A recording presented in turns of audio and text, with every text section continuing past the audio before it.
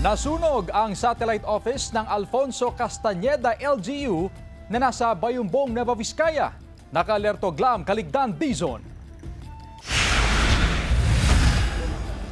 Nabulabog ang mga tao na nasa gusali nang sumiklab ang apoy sa ikalawang palapag ng satellite office ng Alfonso Castañeda LGU na nasa barangay Magsaysay, Bayumbong, Nueva Vizcaya. Batay sa inisyal na investigasyon, nagmula ang sunog sa nag-overload na saksakan sa isa sa mga silid sa gusali. Madami nila dun, sir, at overload yung saksakan tapos may kurtina na malalaki sa katabi ng bedding. Madaling umakyat dun sa bubida, 20 years old na daw yung building, kaya madaling na ng apoy yung ceiling, plywood.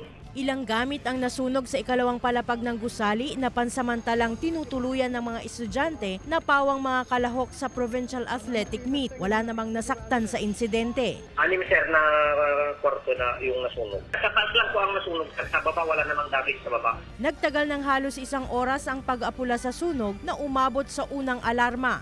Double check bago umalis sa kwarto o sa bahay, pati tanggal. Kasi karamihan ngayon pinagmumulan ng sunog. Electrical, sir, lalo na may mga Christmas lights tayo na pinakabit ng mga sandalan. Sinusubukan pa ng GMA Regional TV 1 North Central Luzon na makuhanan ng pahayag ang lokal na pamahalaan ng Alfonso Castañeda hinggil sa nangyaring sunog. Glam Caligdan Dizon, 1 North Central Luzon.